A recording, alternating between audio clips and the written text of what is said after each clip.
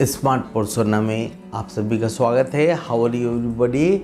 उम्मीद है आप सभी अच्छे होंगे और आप में से जो लोग पहली बार यहाँ पर आए हैं, इसको सुन रहे हैं, उनमें से किसी ने सब्सक्राइब नहीं किया हो तो आप लोग कर लीजिएगा, ताकि बहुत अच्छी वीडियोस आपको मिलती हैं पर्सनालिटी के बारे में, कम्युनिकेशन के बारे में, पब्लिक स्पीकिंग के बारे में। वो जब भी वो डाली जाती है तो सबसे पहला नोटिफिकेशन आपको आए। हाँ, काफ़ी सारे बच्चों ने मुझे मैसेजेस वगैरह भी किए हैं। टेलीग्राम पे, व्हाट्सएप पे आप कर सकते हैं। यदि टेलीग्राम पे कंफर्टेबल नहीं है तो इस केस में आप इंस्टाग्राम पे भी मुझे आके डीएम यानी डायरेक्ट मैसेज कर सकते हैं। मैं फ़िलहाल आज आपके साथ में तो बहुत ज़रूरी बात करना चाहता हूँ, वो ये है बेटे कि जब भी आप ध्यान दीजिए कि पब्लिक स्पीकिंग के लिए हम जाते तो हमारे साथ बहुत दिक्कत होता है। हमारे हाथ पैर कांपते हैं और हमारे पसीना छूटता है, हमें दिक्कतें होती हैं। पोडियम जो होता है that is a big challenge to face the podium, big challenge to face the mic, because mic बहुत बड़ा प्रतीत होता है। हम जब बोलते हैं तो if you are not comfortable with mic तो वो आपके साथ में बहुत दिक्कत देता है। तो हम इन चैलेंजेस से कैसे निपटें, इसका सॉल्यूशन क्या है, तो आइए चलिए हम समझते हैं।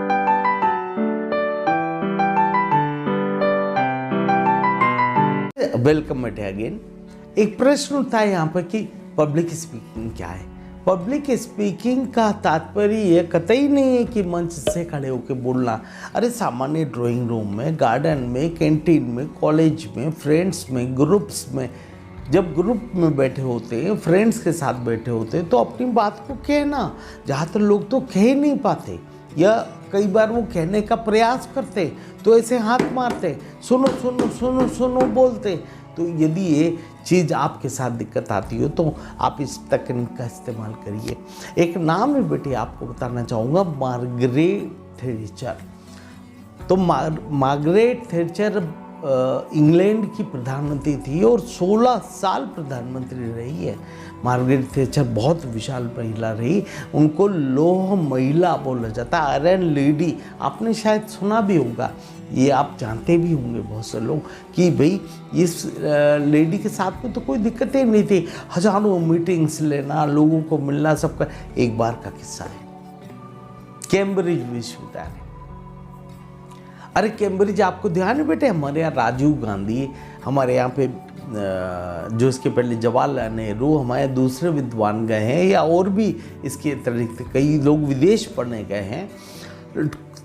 Dale Carnegie is called a father of public speaking. ये बात ध्यान रखें बेटे। तो कार्नेगी जी खुद बैठे हुए थे और ये लोग जब पढ़ने गए हैं तो इनको सबको, जैसे राजीव गांधी, नेहरू गांधी उनके साथ में काम किया था, इसके पहले भी, और इवन बेनजीर भुट्टो वहीं पढ़े हुए, और भी कई लोग विदेश में वहाँ मैन्यूस्क्रिप्ट ऑफ स्पीच बनाना बताया जाता है। 1 घंटे का आपका स्पीच, उसके 4, 6, 10 बना लीजिए, छोटे से मैन्यूस्क्रिप्ट जेब में रख लीजिए। आपने देखा होगा जब भी राजीव गांधी इंडिया में आते थे, स्पीच देते थे, तो जेब में हाथ डाल के छोटे से विजिटिंग कार्ड साइज के मैन्यूस्क्रिप्ट बना के लाते थे। उसमें स्पीच लिखा है पूरा, 5, 7, 10 में पूरा 1 घंटे का लिखा हुआ, ताकि कोई पॉइंट हम भूल नहीं जाए। तो मगर सुनिए क्या हुआ। मार्गरेट थैचर ने पूछा कि उनका बड़ा नाम था, कहीं पब्लिक मीटिंग कई जगह गई थी, और इतनी विशाल महिला, लौह महिला, वो ये पूछती है कि कार्नेगी जी, अच्छा हुआ आप यहाँ पर मिल गए, मुझे एक बात बताइए, आप तो पितामह हैं, आप फादर ऑफ पब्लिक स्पीकिंग हैं। आज भी मगर जब मैं पब्लिक स्पीकिंग के लिए जाती हूँ, जब मैं खड़ी होती हूँ, जब मैं पहली बार जाके पहुँचती हूँ और ऑडियंस को देखती हूँ और इतनी सारी आंखें में देखती हूँ कि मुझे घूर रही हैं, और इसी के साथ में माइक को देखती हूँ, तो भले कुछ सेकंड, 2, 4, 5, 10 सेकंड के लिए सही, भले 2 सेकंड के लिए, मगर नर्वसनेस आ जाती है। हाँ, यस, नर्वसनेस आ जाती है। ये नर्वसनेस आती है तो ये क्यों आती है और इसका कारण क्या है, इसका सॉल्यूशन क्या है? देखिए, ध्यान से सुनिए बेटे, कितना अच्छा जवाब दिया था उन्होंने कहा था बहुत ही छोटी सी बात, बहुत सिंपल बात, जो एक्सपर्ट थे पब्लिक स्पीकिंग के, उन्होंने बताया था कि पहली बात तो चूंकि जब आपका नंबर आने वाला होता है उसके पहले आप लॉन्ग ब्रेथ यानी लंबी सांसें लें, ये प्रक्रिया करनी चाहिए नंबर आने के पहले। खड़े हो गए जाके उस समय भी आपको धीरे धीरे, किसी को पता नहीं पड़ना चाहिए, यानी कि ऐसा नहीं करना कि आप ऐसा लगे कि बड़े प्राणायाम कर रहे हैं, नहीं, बहुत धीमे, बहुत धीमे। बिकॉज हम लोग बहुत ज़्यादा पॉजिटिव हैं अपने लुक्स को लेके, हम कैसे दिख रहे हैं, क्या दिख रहे हैं, नहीं। आप हमेशा इसका ध्यान दें कि क्वालिटी, ये कंटेंट आपका अच्छा होना चाहिए।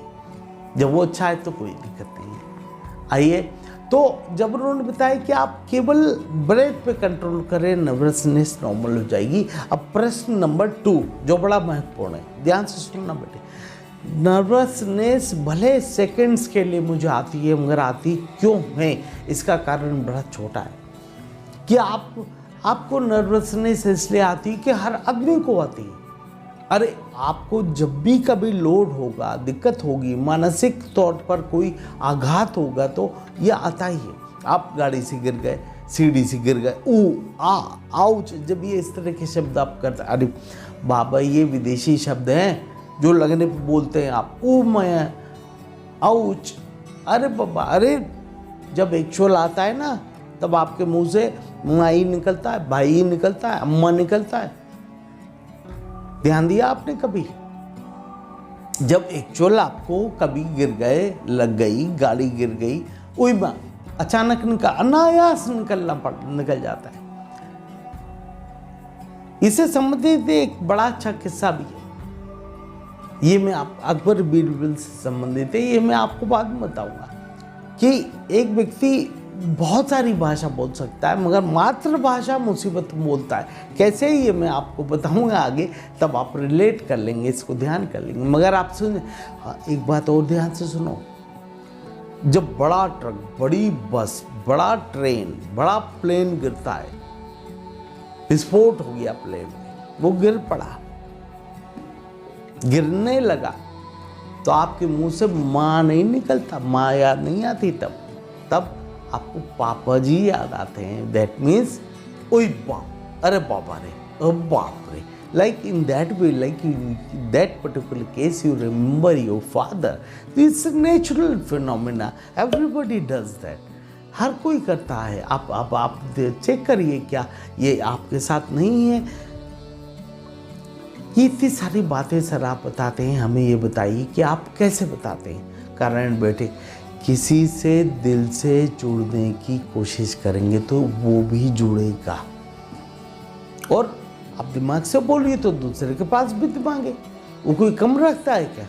तो वो तो है, हाँ, मगर वेवलेंथ मैच होने में थोड़ा वक्त लग सकता है। अपने आप को साबित, ये प्रूफ करने में थोड़ा समय लग सकता है। हो सकता है कुछ लोग देखें, इस बातों का ध्यान रखें।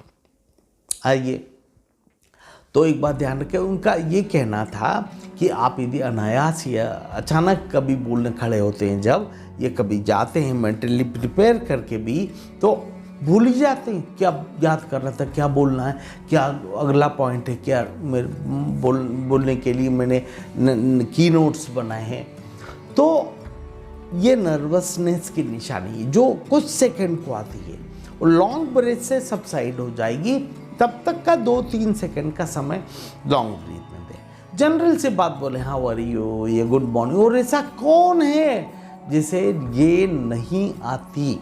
यानी देखिए बेटे, मुख्य बात समझना, ऐसा कौन है जिसे नर्वसनेस नहीं आती? और यदि नहीं आती तो चेक करवाइए, ये अब नॉर्मलिटी है।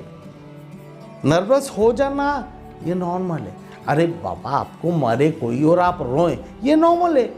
आपको मारे कोई और आप हंसे, हाँ करे, तो उस समय आप एबनॉर्मल है।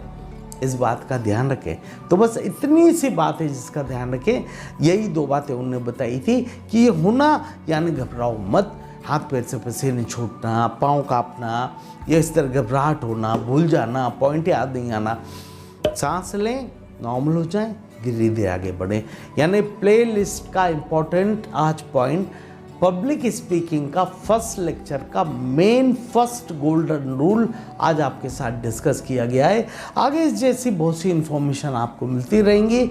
मैं कम्युनिकेशन की भी, गोल्डन रूल्स ऑफ कम्युनिकेशन की भी, और ऐसी कई अन्य बातें जो वैसे पर्सनैलिटी की तो बताते ही हैं यहाँ पर, तो उसके लिए आपको इसको यदि सब्सक्राइब नहीं किया है तो आप सब्सक्राइब कर लीजिएगा, ताकि सबसे पहले नोटिफिकेशन आपको मिले। और जो भी आपकी आगे रिक्वायरमेंट है आप मुझे बताएंगे, मैं आपकी ज़रूर पूरा करने की कोशिश करूँगा। अभी बहुत से लेक्चर लाइनअप है, एक बार वो लिस्ट ख़त्म हो फिर मैं रिक्वेस्टेड लेक्चर्स कोई ऊपर काम करना शुरू करूँगा। तब तक मैं आपके कलेक्शंस इकट्ठे कर रहा हूँ, और इस समय कम है लोड, तो आप ज़रूर जल्दी से रिक्वेस्ट करके बता दीजिएगा कि आपकी समस्या क्या है, कहाँ आप चाहते हैं। मैं निश्चित उस पर काम करना चाहूँगा और मैं उसके ऊपर डिलीवर करूँगा, तब मैं इसको बताऊँगा। अच्छा, क्या मैं वो लेक्चर लूँगा तब मैं आपका नाम भी मेंशन कर सकता हूँ, बोल सकता हूँ या नहीं, इस बात के बारे में आप बताइए, तब मैं उसका प्रयोग करूँगा।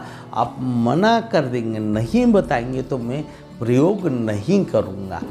तो आप अपना नाम चाहेंगे सुनना या नहीं चाहेंगे? So nice to all of you, best of luck, may God bless you everybody.